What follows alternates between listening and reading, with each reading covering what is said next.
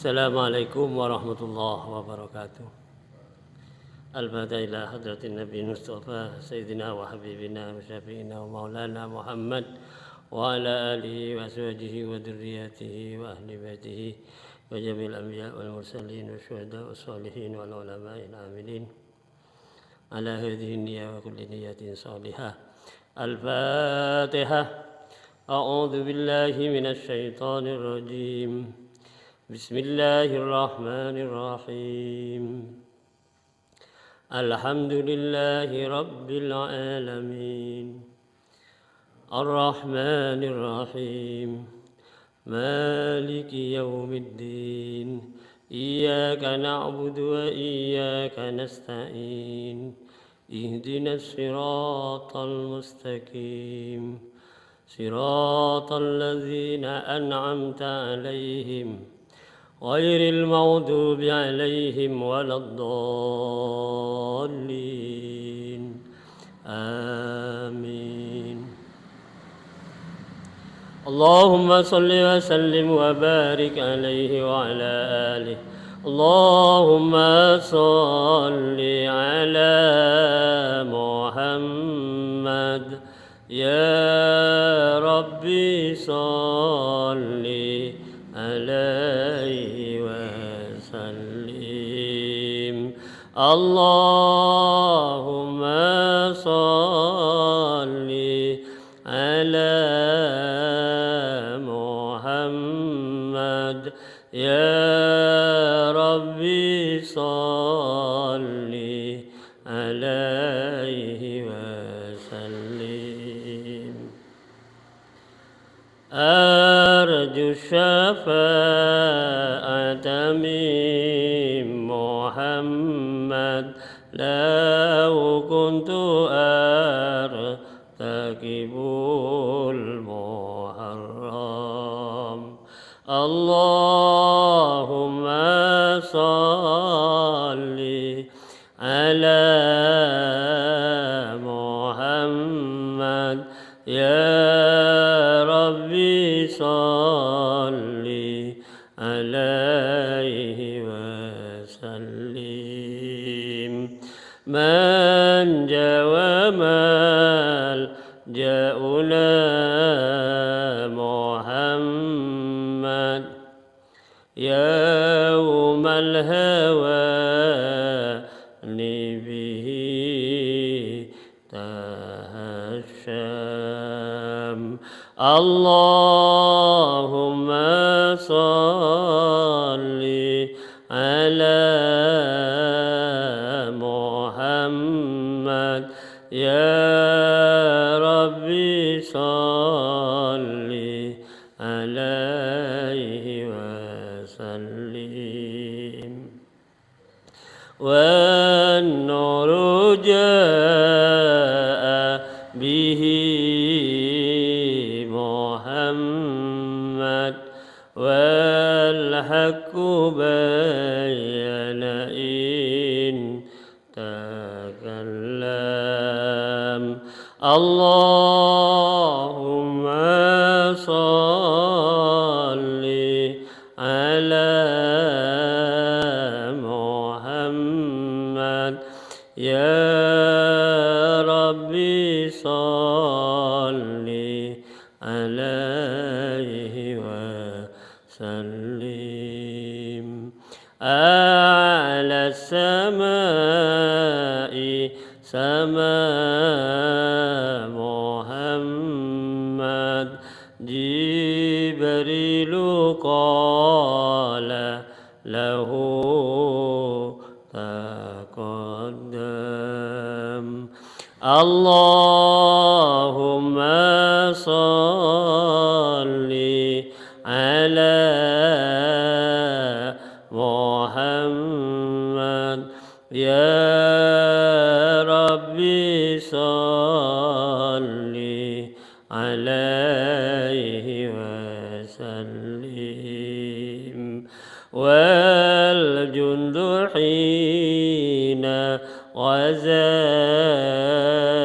محمد منهم ملائكة تسوام اللهم صل على محمد يا ربي صل عليه وسلم والدين أدهره محمد والكفر أبطاله فهدم اللهم صل على محمد يا ربي صل عليه وسلم صلى الإله على محمد والآل كلهم وسلم اللهم صل على محمد يا ربي صل عليه وسلم وصلى الله على محمد وعلى صحبه وسلم اللهم صل على محمد يا ربي صل عليه وسلم اللهم صل وسلم وبارك عليه وعلى آله. Mudah-mudahan dengan pembacaan salawat Nabi kita semua nanti mendapatkan syafaat dari Rasulullah Sallallahu Alaihi Wasallam. Mudah-mudahan kita bisa berkumpul bersama Nabi Muhammad, para nabi yang lain, para siddiqin, para syuhada, para solihin, para ulama. Akhirnya kita semua tergiring dan dimasukkan oleh Allah ke dalam surganya yang penuh dengan nikmat. Wasiqal ladzina taqaw rabbahum ilal jannati zumara. Tergiring orang-orang yang bertakwa kepada Tuhan mereka dimasukkan ke surganya Allah rombongan. Mudah-mudahan kita benar-benar besok oleh Allah ditempatkan di surganya yang penuh dengan nikmat. Amin Allahumma amin. Hadirin hadirat yang dimuliakan Allah, alhamdulillah kita bersyukur kepada Allah sampai detik ini kita masih diberi kesehatan dan kesempatan oleh Allah Subhanahu wa taala. Terbukti kita bisa hadir di Langgar Hidayah Kauman ini dalam keadaan sehat walafiat. Semoga kehadiran kita mendapatkan tambahan barakah dan nikmat, rahmat, taufik hidayah dari Allah Subhanahu wa taala. Kita mendapatkan ilmu yang bermanfaat, mendapatkan ilmu yang dapat kita amalkan di dunia ini dan hasilnya kita terima kelak di sisi Allah Subhanahu wa taala. Amin Allahumma amin. Bapak-bapak, ibu-ibu, hadirin hadirat yang berbahagia, bahwa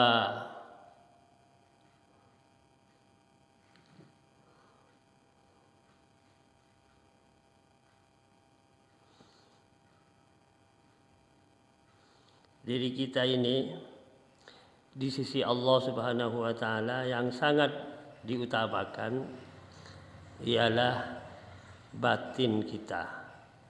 Kalau secara umum batin manusia, artinya isi hatinya atau iman dan kepercayaan yang terkandung di dalamnya. Inilah tempat yang menjadi tinjauan Allah, tempat Ia membuat perhitungan bagi tiap-tiap manusia termasuk kita. Allah Subhanahu wa taala melalui nabinya Nabi Muhammad bersabda, "Innallaha la yanzuru ila ajsamikum wala ila suwarikum walakin yanzuru ila qulubikum." Rawahu Muslim. Ini hadis berkaitan dengan tinjauan Allah di dalam batin kita, termasuk batin semua manusia.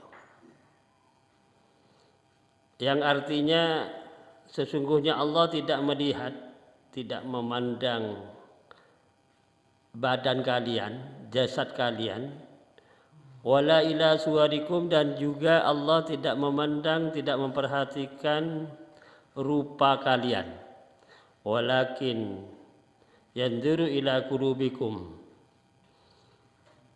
tetapi Allah memperhatikan dan melihat hati kalian. Hadirin hadirat yang berbahagia, dari dorongan hati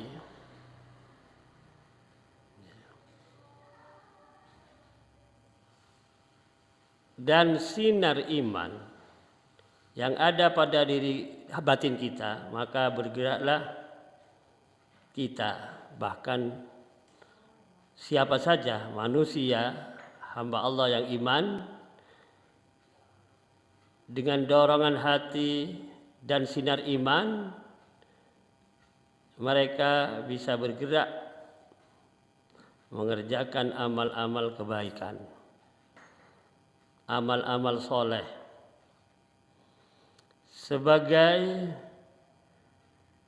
sebagaimana diperintahkan oleh Allah Subhanahu wa taala di dalam Al-Qur'an. Allah juga menyatakan, innal ladzina amanu wa 'amilus solihati yahdihim rabbuhum biimanihim. Sesungguhnya orang-orang yang beriman kepada Allah dan Rasul-Nya dan mereka beramal soleh, maka Allah membimbing mereka, memberi petunjuk mereka dengan iman mereka, dengan iman yang ada, keyakinan yang mantap, diberi petunjuk, bisa bergerak dan ingin melaksanakan perintah Allah dengan sebaik-baiknya. Oleh sebab itu perlu kita perhatikan, terutama diri kita ini di dalam keseharian kita ini, aktivitas yang ada pada diri kita masing-masing bermuara kepada bagaimana bukti bahwa diri kita punya keyakinan yang benar, hati kita mantap dan percaya bahwa Allah adalah Tuhan kita. Allah Ta'ala memerintahkan supaya kita beramal baik, menjadi hamba yang iman, bisa beramal soleh. Karena memang terciptanya manusia itu seperti yang sering kita dengar di dalam firman Allah Subhanahu wa taala, "Wa ma khalaqtul jinna wal insa illa liya'budun." Dan aku tidak menciptakan jin dan manusia melainkan mereka itu menyembah kepadaku. Jadi di sini perlu diri kita memperhatikan kehidupan yang berkaitan dengan bagaimana harus kita melaksanakan aktivitas keseharian kita. Semua bermuara kepada pengabdian kita zahiran wa batinan kepada Allah. Sehingga apa saja bentuknya perbuatan kita itu, tindakan kita itu intinya adalah ibadah kepada Allah. Di sini perlunya hati kita memantapkan diri, keyakinan itu bersinar dalam hati kita, memahami apa yang menjadi perintah Allah kepada kita. Dari semua yang kita amalkan itu substansinya adalah hati kita harus tulus ikhlas. Nah, ini di dalam Al-Quran juga Allah memerintahkan dan memberitahu bahwa wa ma umiru illa liya'budullaha mukhlisina lahuddina hunafa. Mereka itu tidak diperintah oleh Allah kecuali menyembah dengan posisi ikhlas. Itu ibadah ikhlas. Termasuk selain sholat, ibadah mahdoh, termasuk kita mengadakan kegiatan majelis taklim, pengajian, ini dasar kegiatan kita itu yang substansi adalah keikhlasan hati kita. Kalau tidak ikhlas itu mungkin banyak faktor yang mempengaruhi kita tidak bisa melakukan kegiatan secara rutin karena adanya cuman itu saja. Itu kan banyak orang yang mempunyai persepsi begitu. Karena memang tidak didasari dengan hati yang ikhlas. Nah, di sini poinnya adalah keikhlasan. Termasuk semua yang kita lakukan itu syarat diterimanya amal ibadah, mendapat ridho dari Allah itu ikhlas.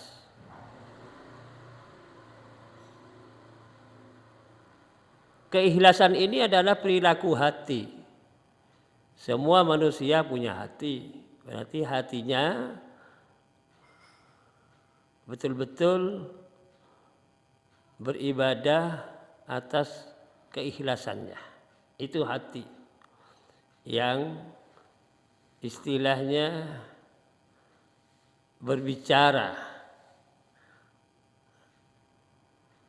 Syarat dari diterimanya semua amal itu ikhlas itu.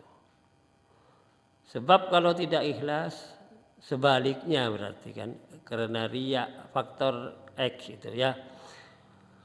Ingin disanjung orang selain Allah. Ingin amal perbuatannya dilihat diperhatikan oleh selain Allah. Kalau bahasa yang lebih spesifik pamer ya. Naudzubillah min dzalik gitu.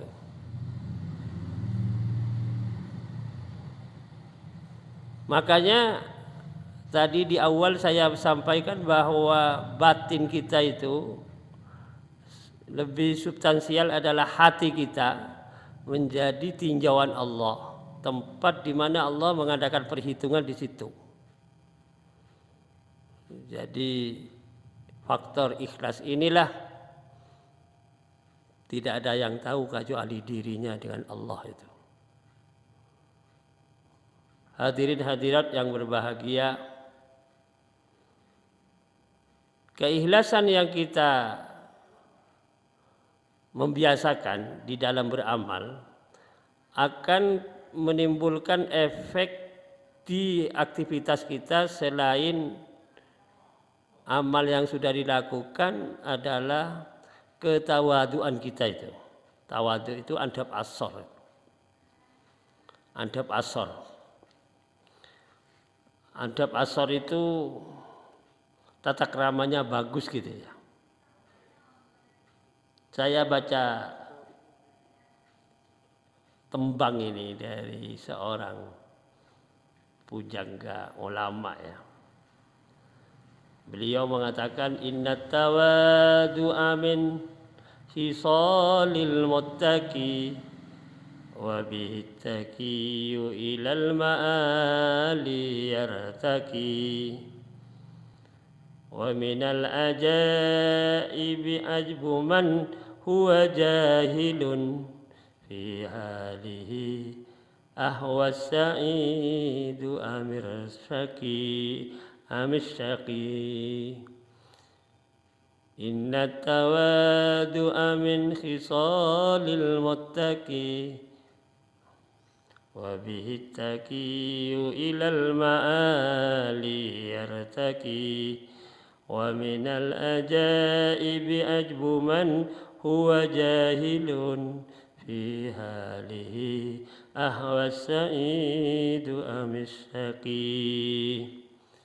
Ini ada tembang atau nazaman yang memberi definisi kepada orang yang tawadu. Ternyata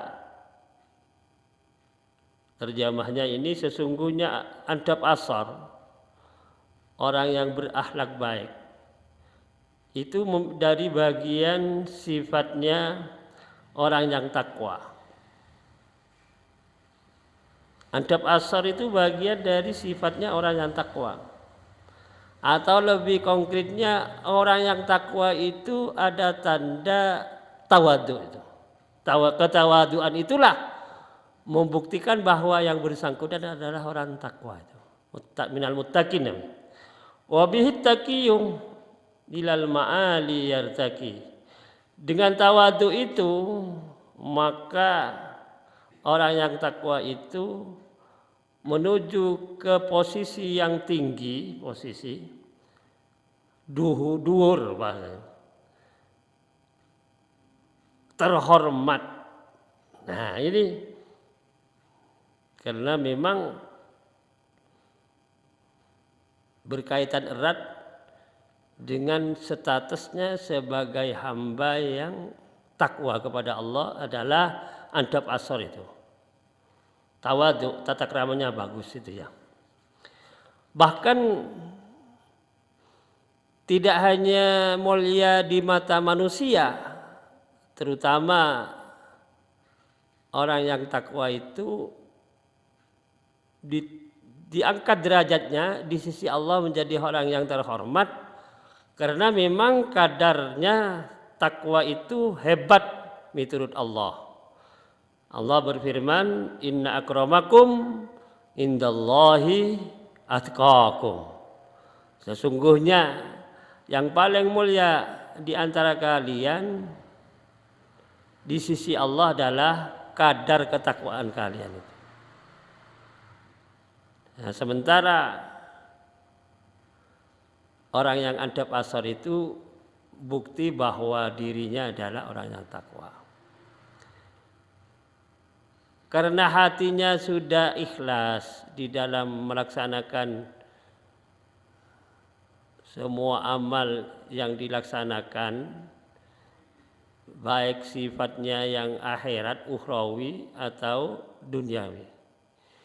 Itu didasari dengan hati yang ikhlas sehingga menimbulkan efek positif di dalam pandangan manusia orang itu adalah tawadhu, adab asal. Bapak-bapak, ibu-ibu yang berbahagia, wa minal ajaibi ajbu man huwa jahilun fi halihi ahwa sa'idu amis syaki. Nah, ini yang menjadi setengah daripada keajaiban, sesuatu yang menakjubkan bahasanya, adalah herannya seseorang yang ternyata dia itu nyun sewu bodoh, tidak tahu apa-apa lah. Ada orang heran kepada orang yang nyun sewu tidak tahu apa-apa, diherani, dikagumi oleh orang. Gitulah ceritanya. Itu kalau menurut kitab Ta'limul Muta'allim ini bagian dari keajaiban itu. Jadi kalau bahasa kauman itu ura umum. Tidak umum ini orang. Karena seharusnya yang menjadi keheran-heranan kita itu ajib bahasa Arabnya.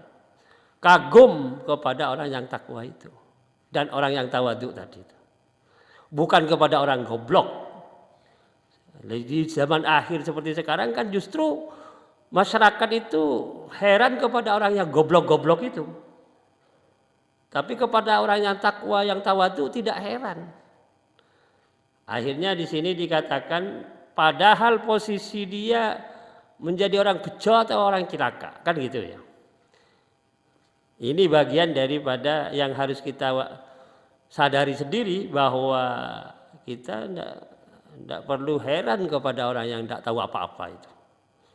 Tapi maklum ya, manusia namanya. Ternyata justru yang dikagumi itu orang yang tidak tahu apa-apa, yang tidak punya ilmu, yang tidak punya akhlak, dikagumi oleh orang sekarang, zaman akhir seperti sekarang.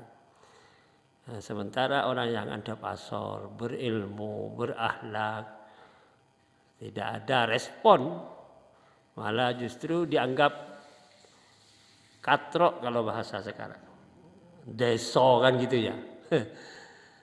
Ya ini kita membahas dari posisi perspektif pemahaman agama lahir batin ya.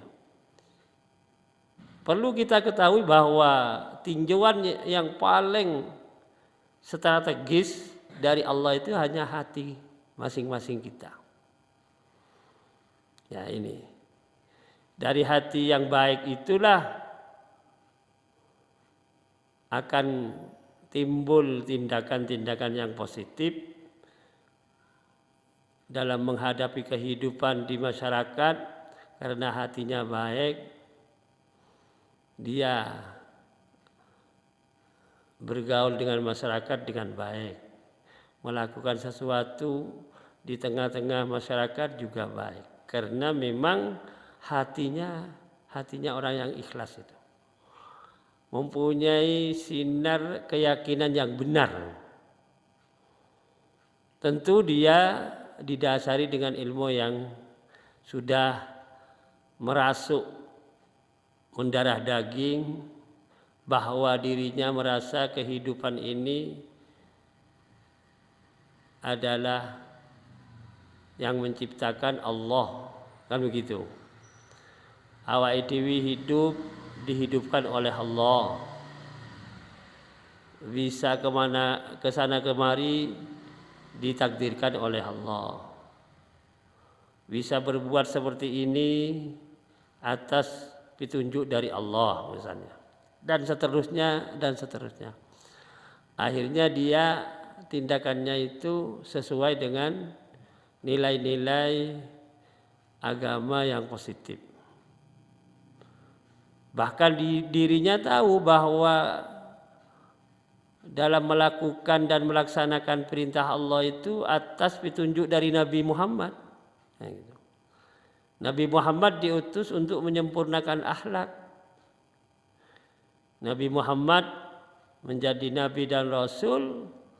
Beliau mengatakan buistu liutammima makarimal akhlak. Saya diutus oleh Allah untuk menyempurnakan perilaku, akhlak, karakter manusia. Moral daripada masyarakat yang itu juga sudah punya aturan, tapi belum sempurna aturannya. Oleh sebab itu saya diutus oleh Allah sedemikian rupa, kata Nabi. Nah di sini titik beratnya kepada substansi yang ada pada batin kita masing-masing adalah keikhlasan ini. Jadi tidak pamrih, ya. Tidak pamrih selain mendapatkan ridho dari Allah. Jadi melaksanakan perintah Allah dan Rasul itu dibtigha'i mardhatillah. Semata-mata mengharap ridho Allah itu. Sehingga berpola tingkah di masyarakat, ya yang tampil itu ketawaduannya itu. Tawadhu itu adab asar tadi. Walaupun dia di mata manusia punya posisi, punya kapasitas sebagai pimpinan, boleh dikata mulai dari tingkat paling rendah RT, RW, lurah, camat, bupati atau wali kota, gubernur sampai presiden, tetap substansinya kepada hati yang ikhlas tadi. Tidak karena punya posisi lalu kemendus, kata orang kawan. Wah, ini banyak orang sekarang yang tidak tahu agama itu, bodoh, tapi diheran-herankan oleh orang umum. Nah ini yang perlu kita ketahui bersama, bahwa mereka sama-sama bodoh itu. Kalau begitu mereka itu heran kepada orang yang bodoh, tidak tahu akhlak, tidak tahu ilmu, diherani. Bapak-bapak, ibu-ibu yang berbahagia, saya tegaskan dalam kesempatan yang penuh dengan barokah kali ini, kita hidup ini ada yang mengawasi. Siapa itu? Allah. Allah punya setap-setap namanya malaikat-malaikat, kan begitu.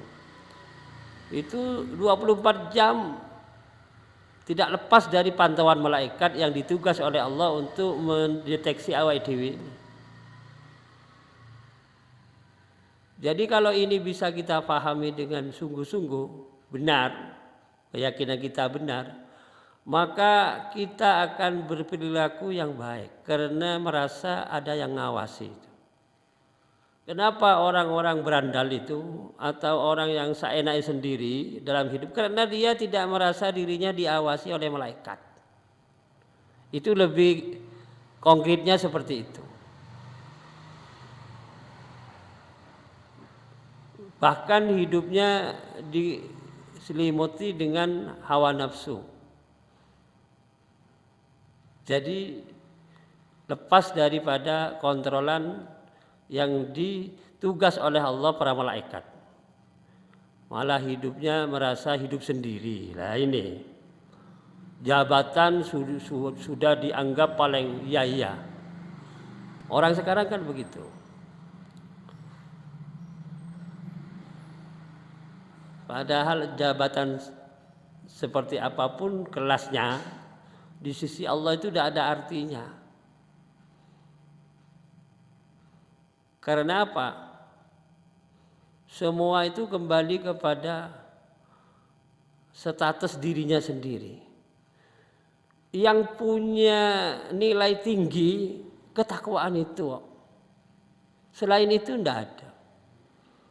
Tadi di dalam Al-Quran sudah saya tegaskan, inna akramakum indallahi atqakum. Kalau di nadhaman ini tadi bahwa orang yang takwa itu terangkat derajatnya setinggi-tingginya itu. Walaupun ini jabatan di mata manusia tinggi, tapi dia tidak takwa. Itu asfala safilin bahasa Arabnya itu. Tetap posisinya itu paling rendah. Kalau di mata manusia itu tadi malah justru yang menjadi keheranan atau yang dikagumi justru orang-orang yang goblok kok orang sekarang itu. Kalau orang yang berilmu tidak menjadi dirinya itu bangga dan merasa dapat peluang untuk mendapatkan motivasi dari orang yang berilmu. Justru